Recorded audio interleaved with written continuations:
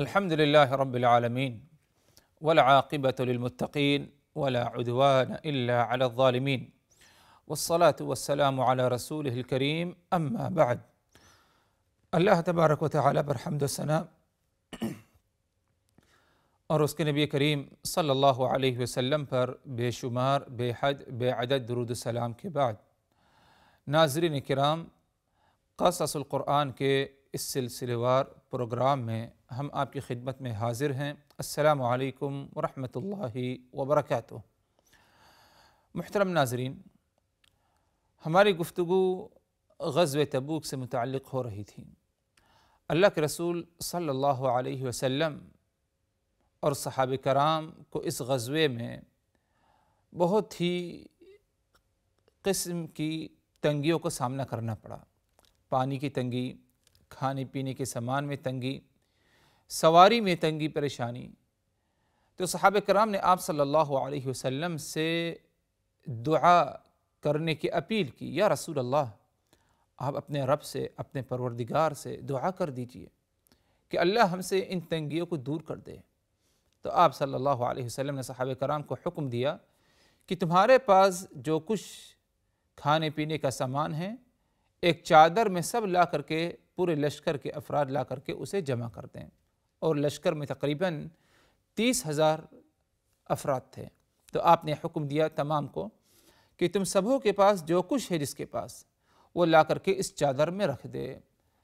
تو باری باری کے بعد دیگر آ کر صحابہ کرام چادر میں، جو چادر آپ نے بچھانے کا حکم دیا، اس میں لا کر کے آپ صلی اللہ علیہ وسلم کے حکم کے مطابق کھانے پینے کا سامان رکھ دیا گیا۔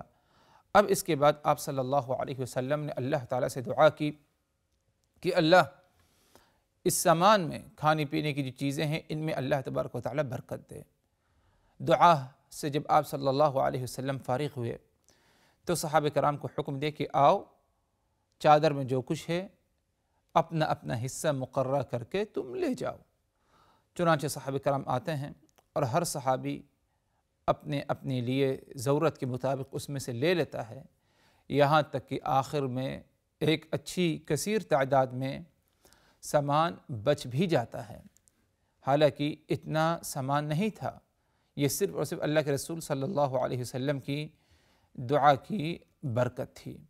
اسی طرح صحابہ کرام نے پانی کی تنگی کی شکایت کی اور رسول اللہ صلی اللہ علیہ وسلم سے دعا کی درخواست اور اپیل کی، یا رسول اللہ، آپ اپنے پروردگار، اپنے رب سے دعا کریے کہ پروردگار ہمارے اندر جو پانی کی تنگی ہے یہ دور ہو جائے۔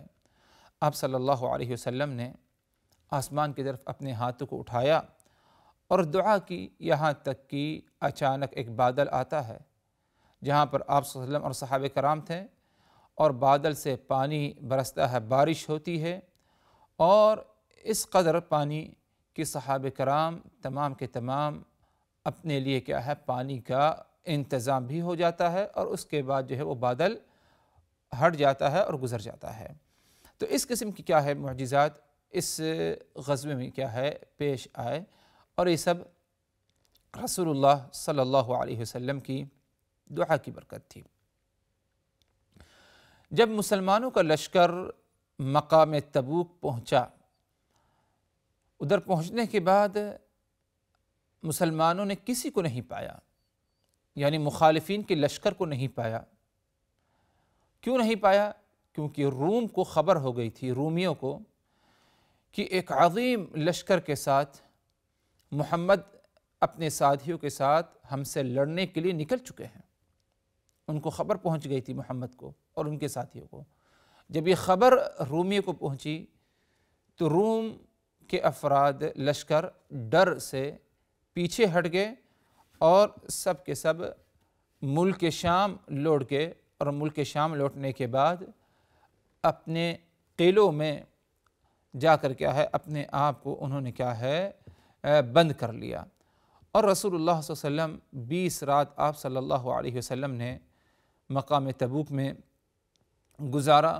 اس موقع پر آپ نے خالد ابن ولید کو چند افرادوں کے ساتھ مقام دومۃ الجندل بھیجا، جو قریب میں ہے تبوک سے، ادھر جانے کے بعد خالد ابن الولید نے ادھر کے ذمہ دار کو گرفتار کر کے لے آیا اور آپ صلی اللہ علیہ وسلم کا اس کا معاہدہ ہوا اس بات پر کہ دومت الجندل ہمارے قبضے میں، اور اگر تم ایمان نہیں لاتے، تمہارے ماتحت والے بھی ایمان نہیں لاتے، تو تم سبھوں کو کیا ہے جزیہ دینا ہوگا۔ جزیہ کہتے ہیں کہ اگر مسلمان کسی شہر کو اپنے قبضے میں یا کسی ملک کو اپنے قبضے میں لے لیں اور ادھر کے لوگ ایمان والے نہ ہوں، ان کو ایمان کے بارے میں دعوت دی جائے، اگر ایمان نہ لائیں تو ان کو ان کے شہر ہی میں رہنے دیا جائے، بشرطے کہ وہ جزیہ یعنی ایک معقول مال جو ہے امیر المؤمنین کو یا خلیفۃ المسلمین کو کیا ہے ادا کرے۔ تو جزیہ پر جو ہے بات ہوئی دومت الجندل کے لوگوں سے، اس پر اتفاق ہوا، اور اس کے بعد آپ صلی اللہ علیہ وسلم مدینہ المنورہ کی طرف آپ صلی اللہ علیہ وسلم نے لوٹنے کا ارادہ کیا۔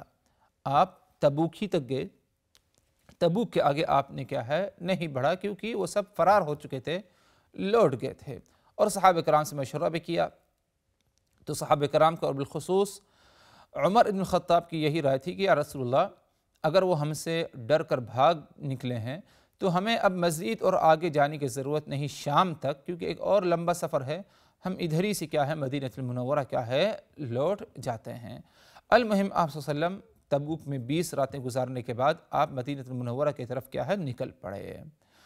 اگر دیکھا جائے حضرات، غزوہ تبوک میں مختلف قسم کے لوگوں نے شرکت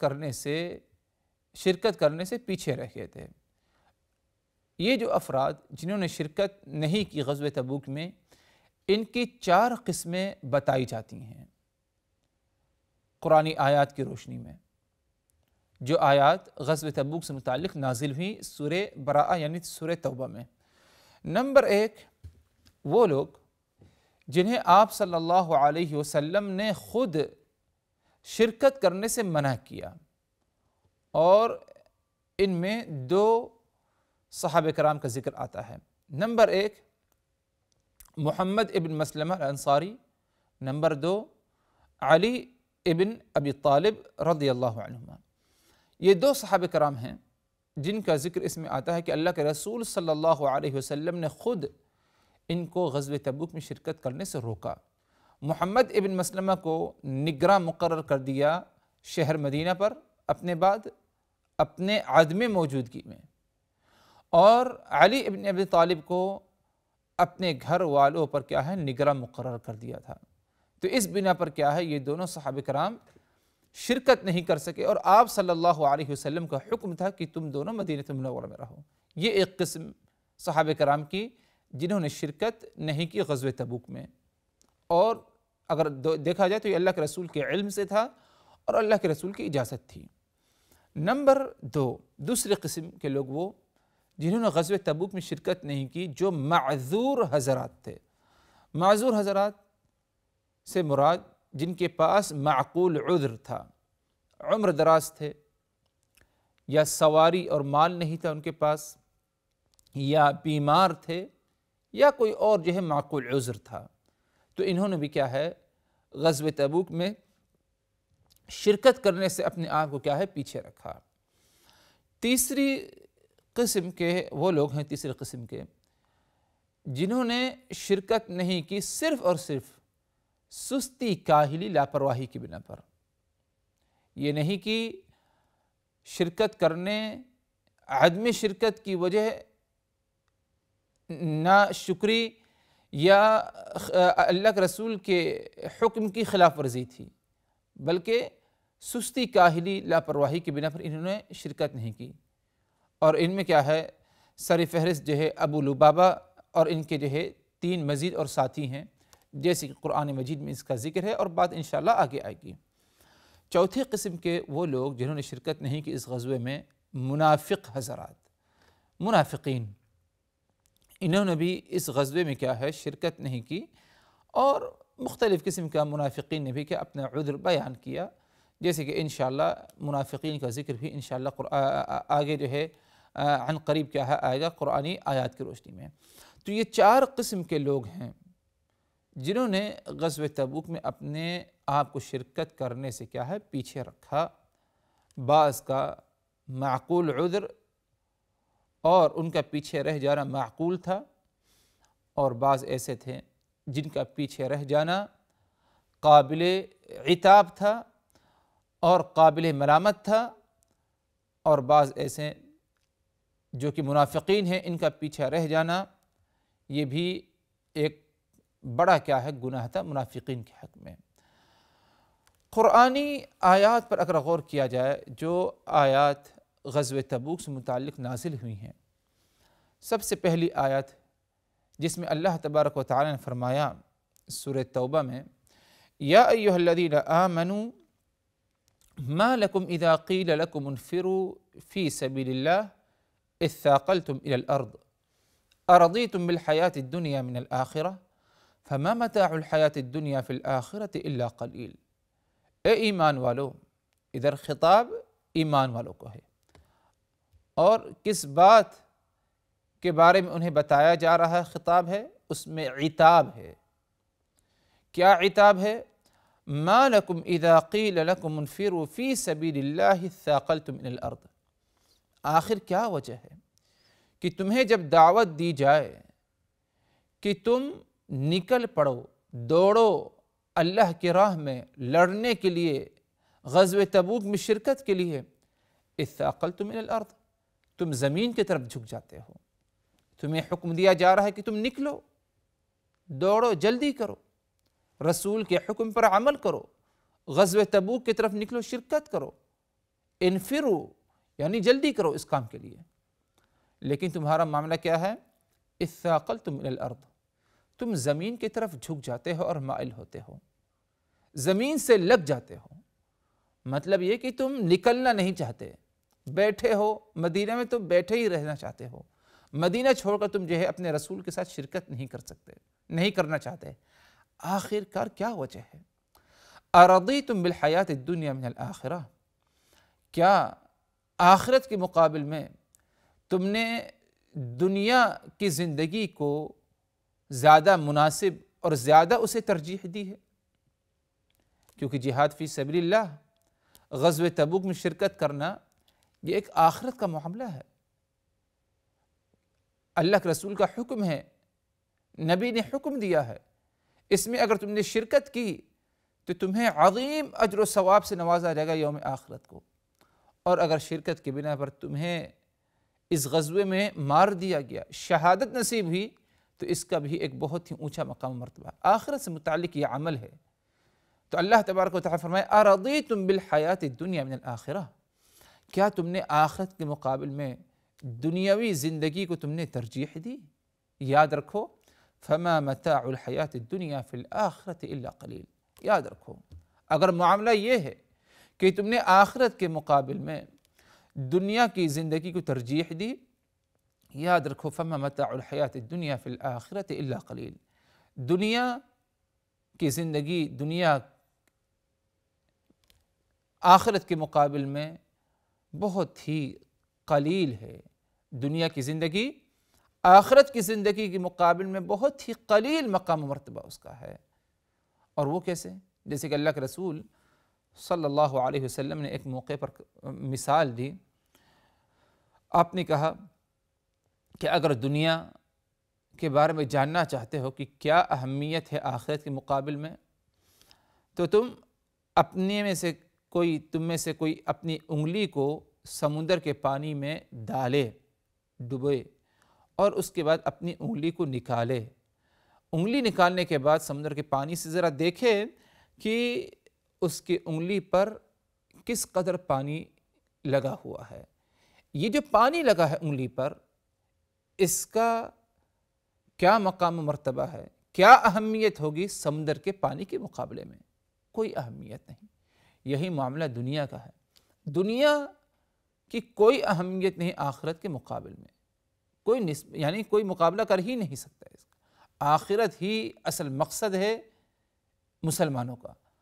تو اللہ تبارک و تعالیٰ نے فرمایا اے ایمان والو ما لکم اذا قیل لکم انفروا فی سبیل اللہ اثاقلتم الی الارض، کیا بات ہے، کیا وجہ ہے کہ تمہیں جب حکم دیا تمہارے نبی نے کہ غزوے میں شرکت کرو، نکلو اپنے گھر سے مدینہ المنورہ سے تبوک کی طرف، اثاقلتم الی الارض، تم زمین کی طرف جھک گئے اور زمین کے ساتھ اپنے آپ کو تم نے لگا لیا، ارضیتم بالحیات الدنیا من الآخرہ، کیا تم نے آخرت کے مقابل میں دنیاوی زندگی کو اہمیت دی، راضی ہو گئے اس سے، فما متاع الحیات الدنیا فی الآخرۃ الا قلیل، یاد رہے تم سبوں کو کہ آخرت کی زندگی، دنیا کی زندگی آخرت کے مقابل میں بہت ہی قلیل اور تھوڑی ہے، کوئی اہمیت نہیں۔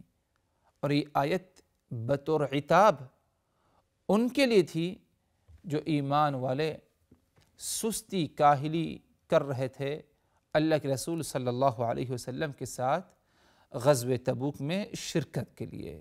تو یہ وحی اس وقت نازل ہوئی بطور عتاب اور تنبیہ کہ تمہارا یہ عمل ہرگز درست نہیں، جائز نہیں کہ تم شرکت کرنے سے کیا ہے پیچھے رہنے کی تم کوشش کر رہے ہو۔